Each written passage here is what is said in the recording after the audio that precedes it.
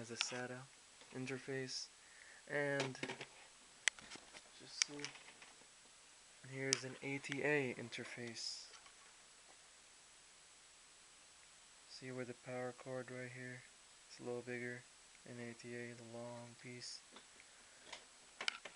and over here is the short SATA and the small SATA interface. Anyways, real quickly, I don't want to spend too much time on this, but usually you want to have to set the master slave in some sort, because the ATA cable, for the ATA cable interface, because usually the middle one is a slave, the end one is the master.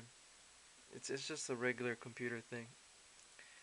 So basically, usually the ATA devices come with the setting to just choose if it's master or slave according to the cable and what it is.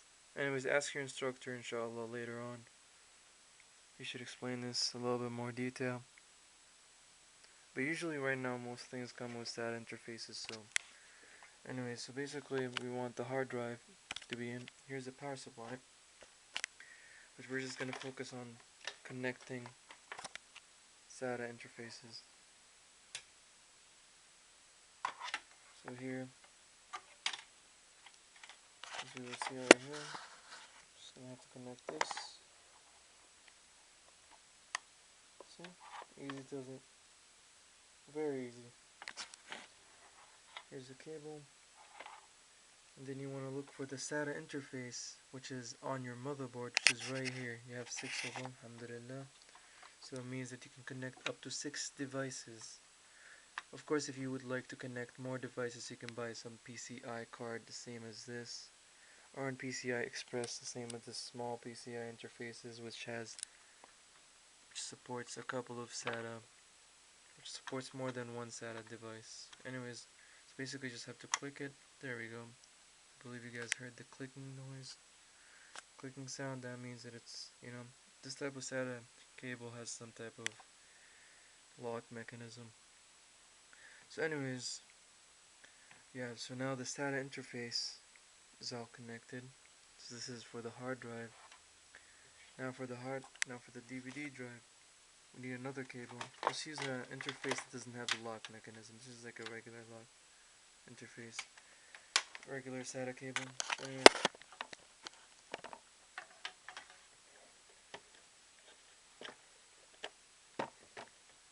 as you can see here, I just put the SATA cable inside the DVD drive. But this is how a DVD drive looks. This is the front of it. This is where it goes inside the case.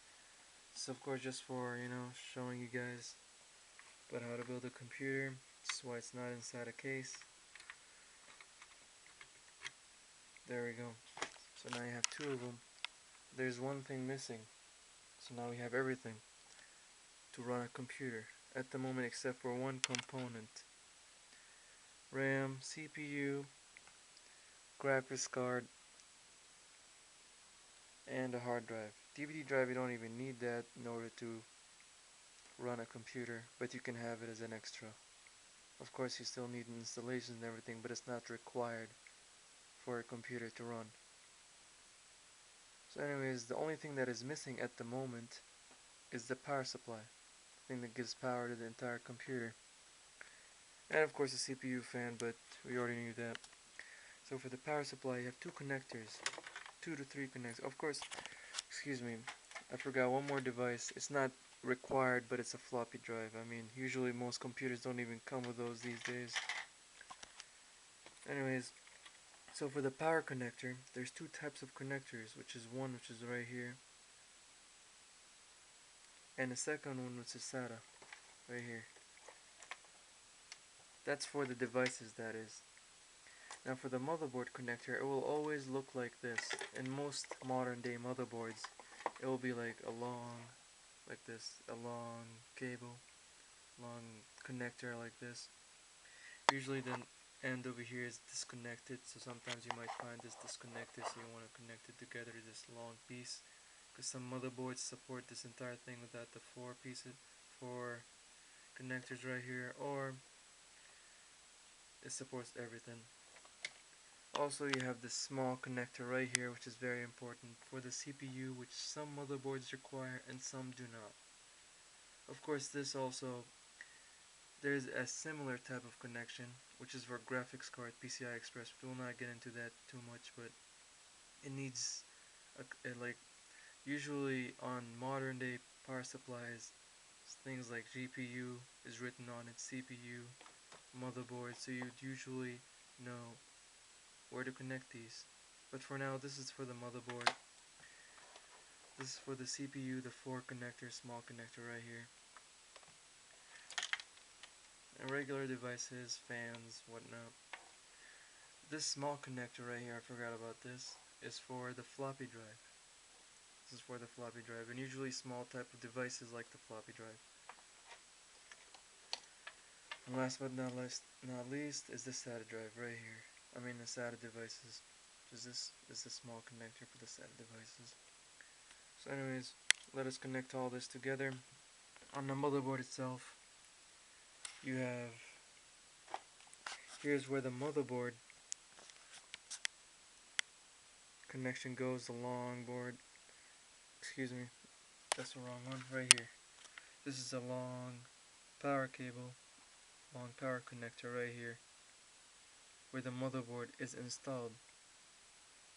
Where the power is installed through the motherboard. Anyways, so here's where the power cable plugs in, right here. See those? We just saw. And here is the CPU connector right here.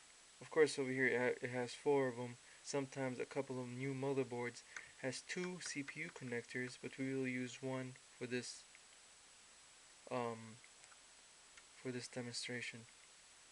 So anyways, so one of the CPU connectors is gonna go in there for the CPU, and then a couple of other connections in on the motherboard that I just want to go over real quick would be the CPU connector, which is right here. I mean, this is the fan connector, which you can install a CPU fan, which is for this big thing right here. It goes right here. Like regular case fans can go in there. It's the same type of connection as this. Also, you have a third one, but I'm not completely sure where it is. Oh, there it is, right here. Well, this one has a 3-type connector. So you have a 3-pin, 4 pins, and on the side right here are where all the USB, and here's the power, which I'll talk about later, and the ATA devices.